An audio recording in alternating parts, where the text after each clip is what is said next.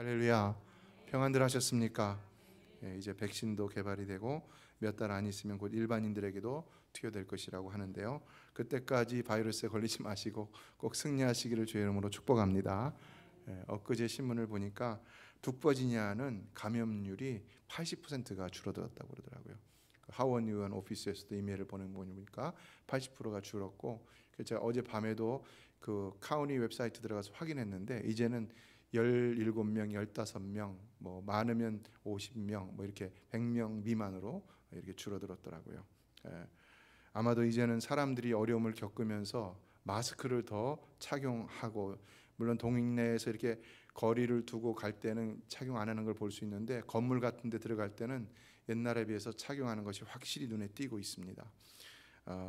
한국에 있는 질병관리본부 센터에 의하면은 우리가 이렇게 예배를 드려도 마스크만 쓰면은 이 통계적으로 감염이 안 된다는 것이 나왔고, 또 거리 간격 잘 유지하면서 물론 이렇게 지내면은 된다고 그러고, 바깥에서도 2m 간격만 잘 지키면은 외부에서도 감염이 되지 않는다 이렇게 하고, 또 차를 타고 1시간 동안 감염자하고 가더라도 마스크만 제대로 쓰면은 이 감염이 안 된다고 하는데요. 여러분 꼭 마스크 끝까지 쓰시고요. 아무리 감염률이 줄었다고 하더라도 긴장을 늦추지 마시고 계속 하시던 것 하시고 그렇게 하시기 바랍니다. 그러나 무엇보다도 하나님께서 여러분을 지켜주셔야 하는 줄로 믿습니다. 하나님이 지켜주셔야 우리가 살 수 있는 것이죠.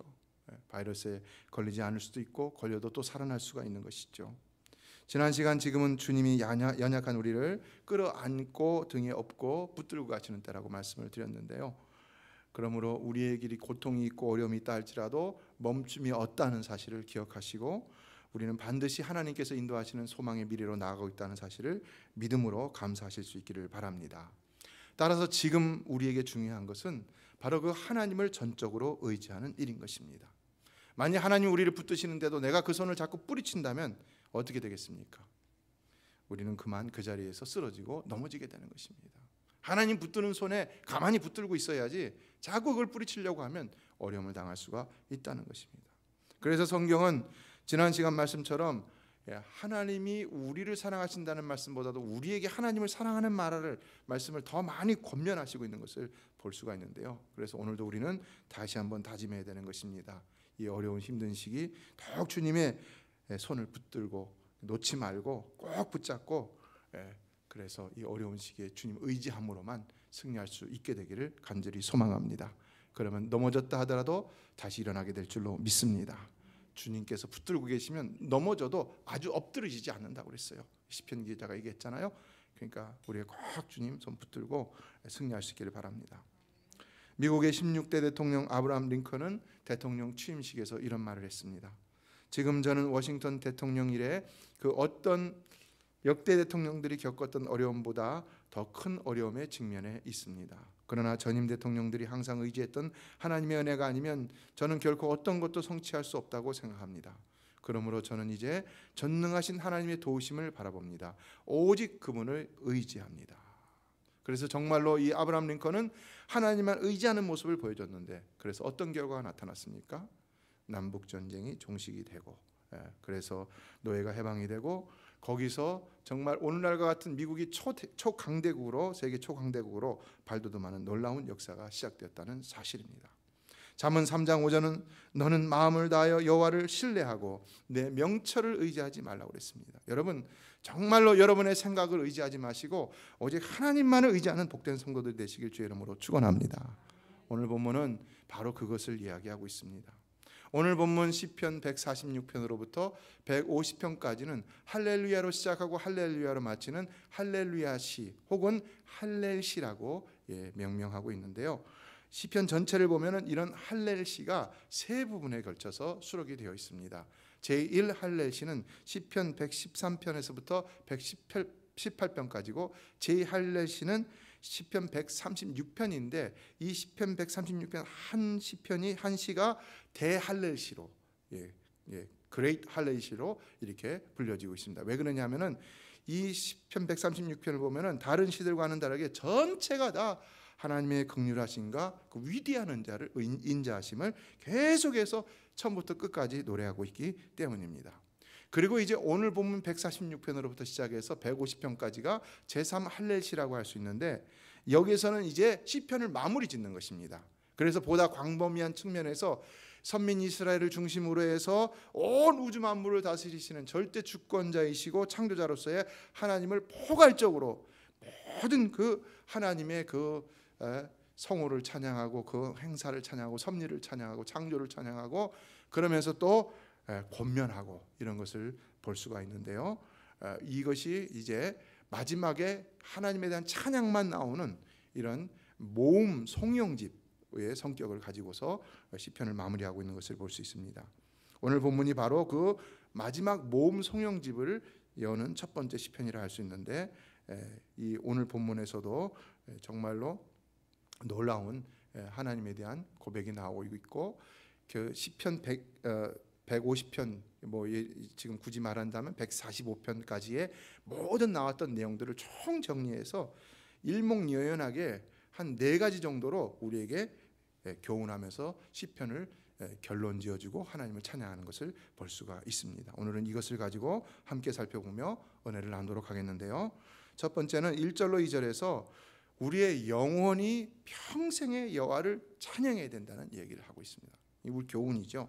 자, 1절로 2절의 이 시인의 고백입니다. 다 같이 읽어보겠습니다. 시작. 할렐루야, 내 영혼아 여호와를 찬양하라. 나의 생전의 여호와를 찬양하며 나의 평생의 내 하나님을 찬송할지로다. 시편을 다 마치고 난 다음에 첫 번째 나오는 그 일성이 뭐냐? 할렐루야, 내 영혼아 여호와를 찬양하라. 나의 생전의 여호와를 찬양하며 나의 평생의 내 하나님을 찬송하리로다. 그 수많은 간증과 고백과 감사와 영광과 그 하나님에 대한 존귀와 모든 것을 다 고백하고 난 다음에 결론적으로 첫 번째 내뱉는 말이 할렐루야 여호와를 찬양하라는 거죠. 근데 누구에게 찬양하라고 있습니까? 다른 사람에게 찬양하라고 하지 않아요. 내 영혼아 그랬어요. 내 영혼아, 나의 영혼에게 찬양하라고 말하고 있습니다. 자, 내 영혼은 뭡니까? 영혼이라는 말은 히브리어로 네펫이라는 단어인데요, 이 개인의 가장 깊은 내적인 자 그리고 존재의 본질, 전 인격을 의미하고 있습니다. 이에 지금 여호와를 찬양하는 이 시인의 마음은 그의 모든 인격과 열의를 다해서 진심으로 하나님을 100% 찬양할 것을 다짐하고 있다고 할 수가 있는 것인데요, 그러므로 최선을 다해 온 마음과 정성과 뜻을 다해서 하나님을 반드시 찬양해야 된다는 이런 메시지를 우리에게 전달해주고 있는 것을 볼 수가 있는 것입니다. 우리가 찬양을 오늘도 했지만은 찬양을 하다 보면은 정말로 하나님 앞에 100% 집중해서 찬양하지 못하는 때가 많이 있는 것을 볼 수가 있죠. 하나님을 그렇게 찬양해야 되는데 혹 내가 혼자서 솔로로 부르면 그럴 수 있을 것 같아요. 내가 찬양대로서 앞에 서서 부르면 그럴 수 있을 것 같아요. 찬양 팀원으로 앞에서 부르면 좀 그럴 수 있을 것 같아요. 근데 내가 앉아서 부를 때는 방해하는 요소가 너무나 많은 것 같아요. 그렇죠? 그래서 우리가 방해를 받거나 혹은 우리의 마음에 따라서 감정에 따라서 우리가 이렇게 자꾸 게을러지거나 그래서 레이지해서 찬양하지 못하는 이런 모습도 볼 수가 있는데, 이런 것들을 다 아는 거죠. 이 시인은요. 그러므로 이 시인은 찬양을 참 많이 한 시인이라는 것을 알 수 있고, 이 찬양을 함에 있어서 이 시인은 정말로 영원하 하나님을 찬양하라, 진실되이 최선을 다하여 100% 하나님께 집중해서 하나님을 찬양하라, 하나님 마땅히 그렇게 찬양해야 될 뿐이라, 이것을 우리에게 가르쳐주고 있는 것입니다. 그리고 또 두 번째는 그러한 찬양을 2절의 말씀을 보면 생전에 평생에 하겠다는 이런 고백을 하고 있는데요, 정말로 우리는 이러한 찬양을 평생에 언제라도 끝까지 멈춤이 없이 해야 된다는 것이죠. 본문의 저자를 다윗으로 보는 경우가 많은데요, 정말로 다윗이 이 본문의 저자였을 적에 우리가 볼 수 있는 그의 삶의 샘플이 있죠. 뭡니까? 그는 정말로 하나님을 찬양하는 자였어요. 수많은 시편을 지었고요, 탈무드를 보면 그는 새벽마다 일어나서 하나님을 찬양하고 말씀을 묵상하고 또 찬송지를 지었다고 그랬어요. 악기를 연주하고 이런 삶을 살았던 사람이 바로 다윗이었는데, 시편 119편 164절을 보면은 자신은 주의 의로운 규례들로 말미암아 하루에 7번씩 주를 찬양한다고 그랬습니다. 하루에 7번씩. 그게 하나님 말씀으로 인해서만 7번이라니까 얼마나 많은 찬양을 하겠습니까? 여러분, 7번 하루에 찬양하는 것이 쉬울까요? 저도 해봤는데 7번 찬양하는 건요, 항상 찬양을 염두에 두고 살아야 되는 것이고요, 그리고 7번 찬양하는 것은요 그냥 하루 종일 찬양하는 거예요. 하루 종일. 아침 먹고 찬양하고 점심 먹고 찬양하고 저녁 먹고 찬양하면 3번 찬양하는 거예요. 그렇죠? 그보다 더 많이 하는 거예요. 7번이면 많아요. 앉아도 찬양하고 일어나서 찬양하고 막 하다 보면요 7번이 안 될 때가 있어요. 많이 있어요. 그만큼 찬양했다는데 어떻게 해서 이런 삶을 살았느냐? 바로 하나님 때문이라는 것입니다. 그가 지금까지 경험한 하나님 다 놓고 보니까 정말 하나님은 위대하고 엄청난 분이시기 때문에 한순간이라도 그를 찬양하며 살지 않을 수가 없다는 것입니다. 그래서 참으로 찬양이라는 것은, 또 이런 고백이라는 것은 그 하나님의 위대함을 깨달은 자만이 할 수 있는 고백이라고 할 수가 있고 찬양이라고 할 수 있는데요, 이게 정말 놀라운 신앙의 열매인 것이죠. 진정한 찬양은 참된 또 고귀한 숭고한 신앙의 열매라고 할 수가 있는 것입니다. 이렇게 찬양할 때 역사가 일어나는데요, 머린 캐로더스라는 목사님이 계신데 찬양에 관한 책을 많이 쓰셨는데요, 한 번은 이분에게 어느 여자분이 찾아와 갖고는 고민을 털어놨습니다. 뭐냐면 자신의 딸이 나이트클럽의 댄서로 이렇게 일을 하고 있는데 이게 어떻게 되냐, 좀 기도 좀 해달라 부탁을 했다는 것입니다. 근데 이 이야기를 들은 이 캐로더스 목사님은 함께 기도하게 되어 기쁩니다. 딸이 처해 있는 상황을 감사하며 하나님을 찬양합니다. 오히려 이런 말을 했다는 겁니다. 그래서 이분이 깜짝 놀라갖고, 아니 목사님 어떻게 감사해요? 내 딸이 지금 나이트클럽 댄서에 있다니까요. 제 멋대로 살고 있다니까요. 목사님이 그러니까 이렇게 대답했다는 겁니다. 하나님을 신뢰하는 자에게는 모든 것이 합력하여 선을 이루게 하십니다. 어떤 상황에도 감사로 노래하면 하나님께서 역사하실 것을 믿으시기 바랍니다. 여러분은 믿으십니까? 믿으시기 바랍니다. 그래갖고 이분이 이 말을 듣고는 하나님께서 왜 이런 방법을 왜 이렇게 역사하시는지 알지 모르지만은, 그러나 하나님이 하시는 일이기 때문에 믿고 감사하겠습니다. 그렇죠? 여러분 믿고 감사하시기 바랍니다. 믿고 감사하시기 바랍니다. 그래갖고 어떤 일이 벌어졌냐? 정말 놀라운 일이 벌어졌다는데요, 그 시간에 나중에 알게 됐는데, 아니 이분들이 이제 집에 돌아가서 찬양을 하고 그랬는데, 정말로 이 목사님 말씀대로 찬양하고 그랬는데, 그 시간에 그 나이트클럽의 댄서로 일하는 그 나이트클럽에 있는 그 딸에게 어떤 청년이 찾아가 갖고는 예수님은 진실로 당신을 사랑하십니다 라고 말했다는 겁니다. Jesus truly loves you. 그러니까 이 생뚱맞잖아요. 그러니까 왜 그러냐, 이 사람이 갑자기 나한테 왜 그래, 여기 나이트클럽인데. 막 당황스럽고 충격을 받기까지 했는데, 그래서 물었어요. 당신 왜 그럽니까? 그랬더니 이 사람이 이런 말을 하다는 겁니다. 길을 지나고 있는데 하나님께서 이 나이트클럽에 들어가서 춤추는 댄서에게 예수 그리스도께서 당신을 사랑하시고 영생을 선물로 주십니다라는 말씀을 전하라고 감동을 주셨습니다. 서로 모르는 사이인데. 그래갖고 이 말을 전해줬더니 이 딸이 거기에 감동을 받고는 하나님이 나를 사랑하시는구나. 그러니까 기도하는 가정, 믿음의 가정이니까 그가 그런 깨달음이 있을 수 있었던 것이죠. 그래가지고는 거기서 즉시로 내려가고는 그 댄서의 삶을 청산하고는 믿음의 삶을 새롭게 출발했다는 것입니다. 여러분에게도 이런 일이 일어날 수 있음을 믿으십니까? 믿으시기 바랍니다. 하나님은 우리가 정말로 우리의 숭고한 신앙으로 하나님을 찬양하고 감사하며 영광 돌릴 때 그에 합당한 은혜를 우리에게 허락하여 주시는 줄로 믿습니다. 그래서 우리가 다른 것으로 승부하는 겁니다. 오늘도 우리가 뭐 받기 위해서 온 게 아니잖아요. 은혜를 받기 위해서, 이거는 나중에 문제. 결과적으로 하나님 주시면 받는 것이고 못 주면 못 받아요. 그러면 하나님 은혜를 하나님 주시는 은혜를 받기 위해서 우리는 먼저 하나님께 영광을 돌려야 됩니다. 지난번에 말씀드렸죠. 우리는 자꾸 받는 데만 익숙해 있어요. 예배도 자꾸 받으려고만 하고 신앙생활도 자꾸 받으려고만 해요. 근데 그게 아니라는 겁니다. 자꾸 드려야 한다는 것입니다. 하나님께 영광을 돌리고 감사를 드리고 찬양을 드리고 우리 믿음의 고백을 드리고. 믿으십니까? 이래야 되는 거예요. 이게 진짜 신앙이죠. 이게 신앙이잖아요. 받고자 하는 건요, 세상 모든 사람들 다 받고 싶어 해요. 근데 드리는 거는요, 특별한 사람들만 드리는 거예요. 하나님과 관계가 있는 사람들만 드리는 거예요. 어쩌면 다윗이 다른 왕들과 다르게 끝까지 믿음을 지키며 형통의 축복을 받았던 것은 바로 그 찬양하는 그의 삶이 큰 영향을 미쳤을 것이라고 저는 그렇게 생각을 합니다. 찬양하는 그의 삶이 그로 하여금 교만하지 못하게 만들고, 그로 하여금 곁길로 가지 못하게 만들고, 갔다가도 다시 돌아오게 만들고, 계속해서 하나님과의 관계를 더욱더 끈끈하고 밀접하게 만들므로 말미암아서 하루 종일 찬양하니까 그게 자기의 삶을 잡고 하나님께로 집중시키니까 끝까지 하나님과의 관계를 끊지 않음으로 말미암아 하나님만 의지하고 그래서 삶에서 놀라운 축복을 끝까지 받아들일 수 있었다는 것입니다. 그러니까 이처럼 우리가 평생의 전심으로 우리 영혼으로 하나님을 찬양하는 일은 매우 중요하다는 것이죠. 두 번째는 허무한 인생을 의지하지 말라는 교훈을 주고 있습니다. 자, 3절로 4절이 말하고 있는데요. 자, 읽어봅니다. 시작. 귀인들을 의지하지 말며 도우림이 없는 인생도 의지하지 말지니 그의 호흡은 끊어지면 흙으로 돌아가서 그날에 그의 생각이 소멸하리로다. 귀인들은 뭘 얘기할까요? 여기서 귀인들은 권력자들이라는 것인데요.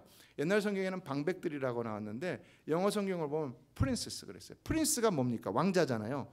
프린세스 하면은요 방백 군주들을 얘기합니다. 군주들. 그러니까 지도자, 통치자들, 작은 통치자들을 얘기합니다. 아주 실질적인 도움을 줄 수 있는 큰 영향력이 있는 사람들이라는 것이죠. 그런데 왜 이런 사람들을 의지하지 말라는 것입니까? 오늘 우리가 살다가 보면은 좀 이렇게 국회의원도 좀 의지하고 싶고 대통령도 좀 기회만 있으면 좀 의지하고 싶고 재벌도 좀 의지하고 싶고 그러잖아요. 하나님은 또 그런 사람들을 통해서 우리에게 또 도움을 주시기도 하시고 그러잖아요. 근데 하지 말라는 것입니다. 왜 그럴까요?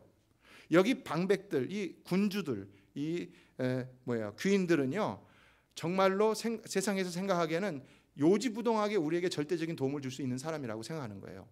그런데 그런 사람에게 하지 말라. 왜냐? 하나님 말씀하시는 것은 정작 그들은 우리에게 도움을 줄 힘이 없는 자들이라는 것입니다. 뭘 얘기하는 것일까요? 4절을 보면 자, 봅니다. 그의 호흡이 끊어지면 흙으로 돌아가서 그날에 그의 생각이 소멸하리로다 그랬어요. 그도 호흡이 끊어진다는 거죠. 그래갖고 그 생각이 소멸한다는 것입니다. 아무리 나를 도와줄 생각이 있다 하더라도 그 생각이 사라질 수 있다는 것입니다. 그러나 여기 호흡이 끊어지고 흙으로 돌아간다는 말은 뭐냐? 그도 역시 하나님의 심판을 받을 자일 뿐이라는 것입니다. 그렇죠? 죽음은 심판이잖아요. 그렇죠? 왜 그런 자를 믿느냐? 차라리 누군가를 의지하려면 심판하실 하나님을 믿지 왜 심판받을 존재를 믿느냐? 사실은 하나님이 그도 손 하나만 까딱하면 어떻게 됩니까? 우르르 무너져 버릴 수 있는 것이죠. 저 지금 중국이 우르르 무너지고 있잖아요. 안타까운 사실이지만요. 그렇게 하나님을 핍박하고 예수 믿는 사람들을 잡아 가두고 막 교회를 갖다 핍박하고 십자가를 갖다 내리고 그게 얼마 안 됐습니다, 여러분. 그런데 갑자기 어려운 일이 생기잖아요. 하나님 무서울 줄 알아야 되는 것이죠.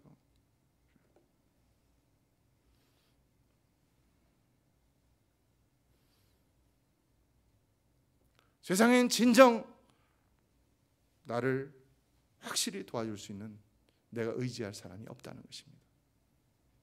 다윗은 왜 이런 말을 하냐? 자기 이런 경험을 많이 했기 때문이라는 겁니다. 자기 믿을 만한 신하들이 자기를 배신하고 그렇잖아요. 절대로 다윗의 말은 사람 믿지 말라는 거예요. 한마디로 말하면. 그래서 다윗은요 정말로 그의 그 역사서를 보면은 또 시편을 보면은 끝까지 하나님만 믿었던 것을 볼 수 있는데요. 여러분도 끝까지 하나님만 믿고 의지하시길 주의 이름으로 축복합니다. 그래서 그는 정말로 마지막 순간에도 자기 죽음의 자리에 누워 있는데도 그 말 한마디로 솔로몬을 왕위에 세웠잖아요. 자기 정적들을 다 물리치고 솔로몬을 왕위에 세웠잖아요. 저는 그 장면이 좀 이해가 안 돼요. 왜냐하면 다윗은 다 힘이 없이 누워 있었는데, 그렇잖아요. 물리적인 힘이 없었던 다윗이었어요. 근데 그가 이겼단 말이에요. 뭘 얘기하는 것입니까? 하나님이 그를 지키시고 보호하시고 끝까지 붙들어 주셨다는 것이죠. 그는 이런 믿음의 삶이 곧 지혜라고 생각했어요. 그래서 그것을 솔로몬에게 전해줬는데 역시 솔로몬도 그것을 지혜로 여기고 받아들여서 그래서 1000번제도 드릴 수 있었던 것이고, 그리고 그의 지혜를 잠언에 기록했는데 잠언은 사실 솔로몬의 지혜이기 전에 이 다윗의 지혜에서 나온 것이라 할 수가 있는 것입니다. 물론 하나님 거기에 더해 주신 것이지만요. 그러나 솔로몬은 만국의 길을 걸으면서 어려움을 겪게 되었는데 왜 그랬습니까? 그 지혜대로 살지 않아서 그렇기 때문이라는 것이죠.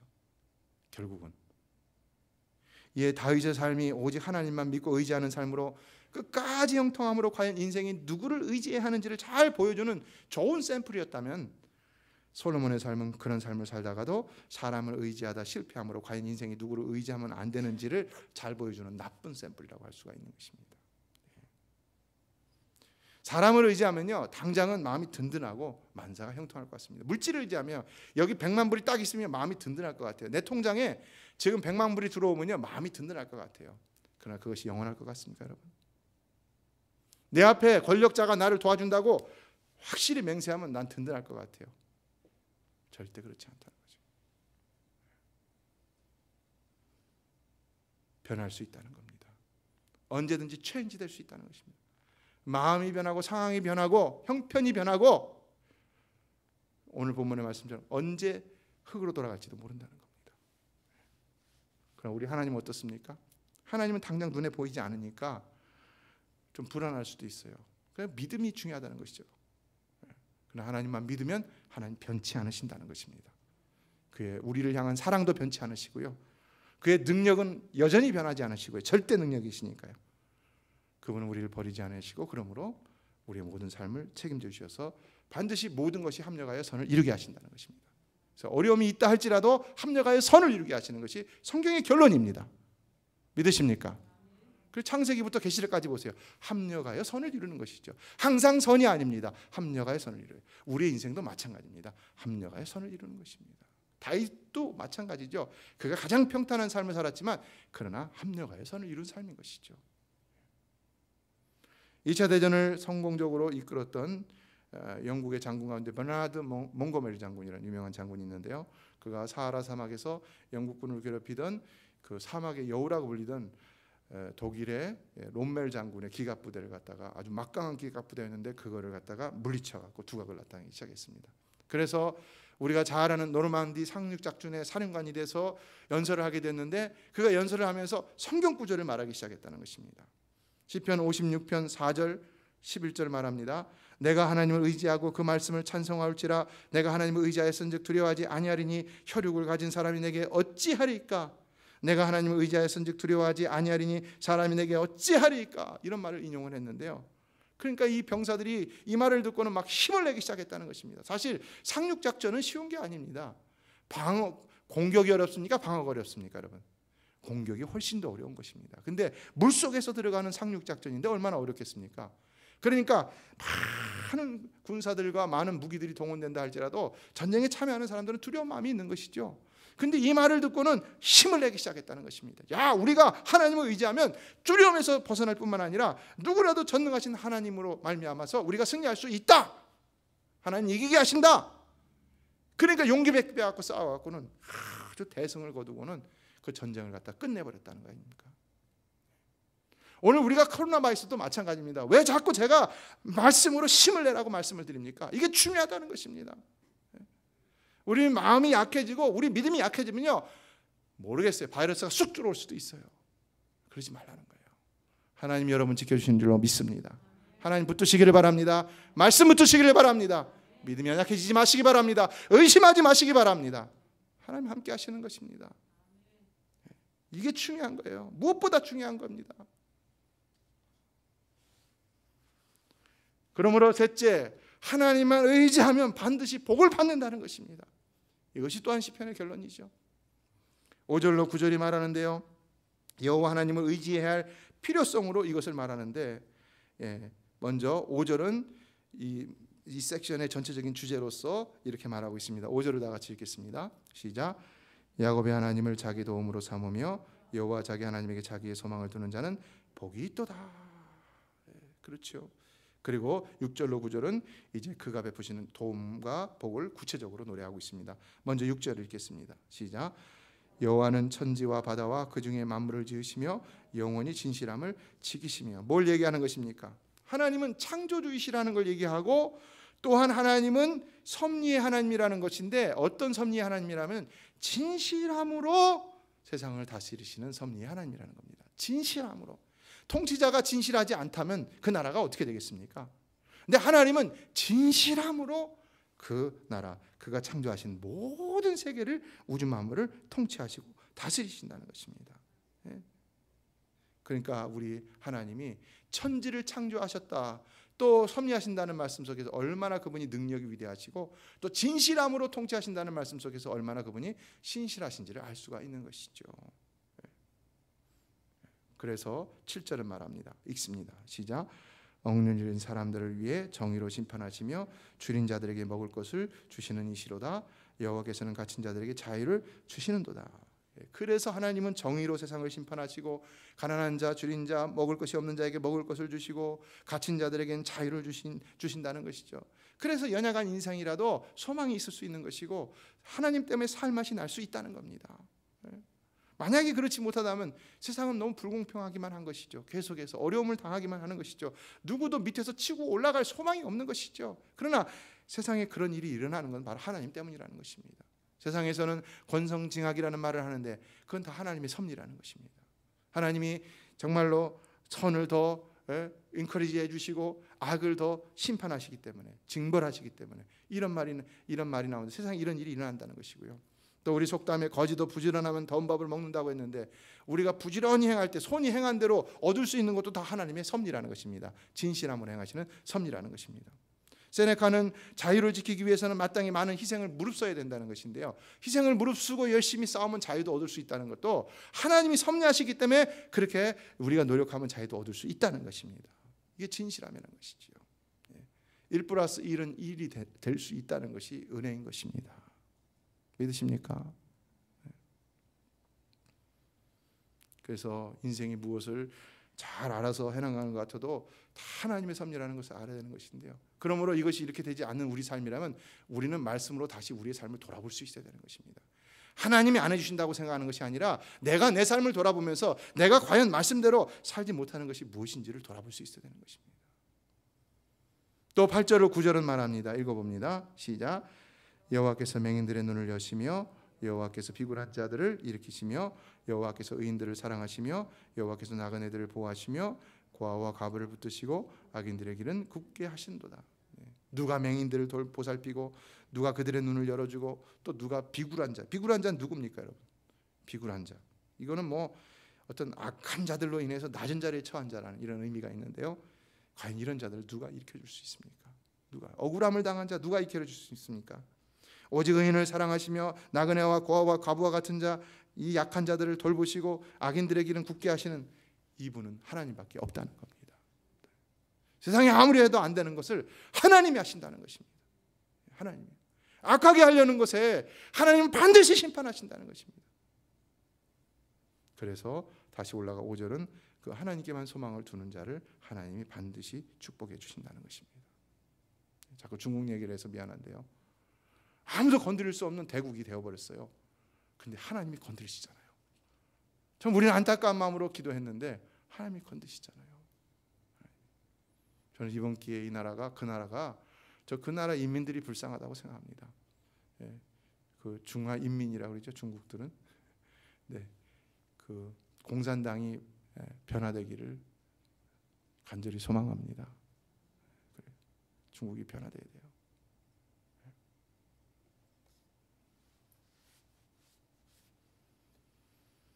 그러므로 하나님 우리를 도우실 때는 어느 때냐? 우리가 연약할 때인 것입니다. 연약할 때. 그렇죠? 여기 보면 다 연약한 때이죠.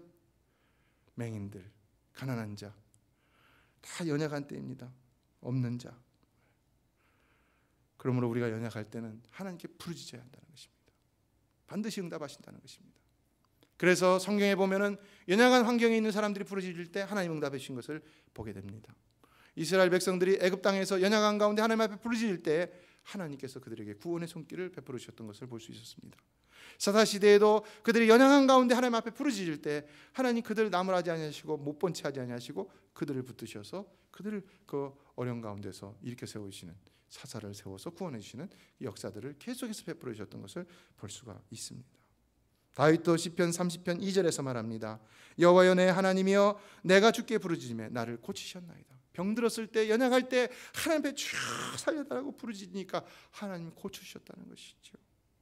그러므로 에레미야 33장 3절은 시위대 뜰에 갇힌 에레미야에게 하나님께서 나타나셨는데 그냥 건져주신 것이 아니라 이렇게 말씀하고 있습니다. 우리 다 아는 말씀이지만 다시 한번 읽겠습니다. 시작. 너는 내게 부르짖으라. 내가 내게 응답하겠고 내가 알지 못하는 크고 은밀한 일을 내게 보이리라. 성도 여러분, 여러분도 연약한 가운데 하나님 부르짖으면 하나님께 부르짖으면 하나님 반드시 여러분의 기도를 들어 응답해 주시고 여러분이 알지 못하는 크고 은밀한 일도 보여주실 줄로 믿습니다. 하나님의 약속이에요. 그러나 하나님 원하시는 것은 부르짖음이라는 것입니다. 우리 하나님의 도우심 이전에 부르짖음이라는 겁니다. 기도하라는 것입니다. 기도하라는 것입니다. 가정이 힘들면 기도하라는 것입니다. 자녀가 힘들게 하면 기도하라는 것입니다. 사업이 힘들어지면 기도하라는 것입니다. 교회도 힘들어지면 부르짖어야 하고, 목회도 힘들면 부르짖어야 한다는 것입니다. 부르짖고 또 부르짖고 또 부르짖으면 하나님이 반드시 응답하신다는 것입니다. 예. 지금 이 코로나 바이러스 기간 중에도 하나님 앞에 부르짖는 성도들의 이야기를 들어보면요, 응답이 되는 것을 볼 수 있어요. 응답이. 저는 그런 걸 보면 참 놀라고 있는데요. 하나님, 우리가 연약한 가운데 부르짖으면 반드시 응답하시는 것입니다.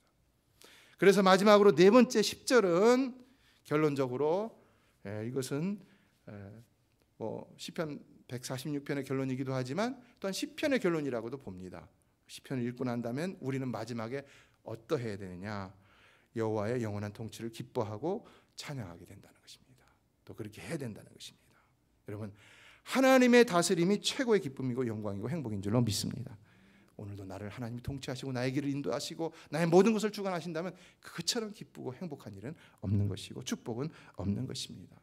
이에 그 하나님의 그 능력과 선하심, 진실하심을 아는 자는 그의 통치를 거부하는 것이 아니라 오히려 기뻐함으로 그 통치가 계속되기만을 바란다는 것인데요. 오늘 본문의 시인이 바로 그렇다는 것입니다. 그래서 이와 같은 하나님의 통치만이 시온에 계속되기를 바라며 그 나라 가운데 그 후손들 가운데 계속되기를 바라며 찬송하고 있다고 할 수 있는데요. 이것밖에는 방법이 없기 때문이다 라는 것을 시인은 깨달았기 때문이라는 것입니다. 실제로 영국이 대영 제국이 됐던 때는요, 빅토리아 여왕 때인데요, 빅토리아 여왕이 64년을 통치했습니다. 근데 이 빅토리아 여왕이 영국을 통치할 때 해가 지지 않는 나라잖아요.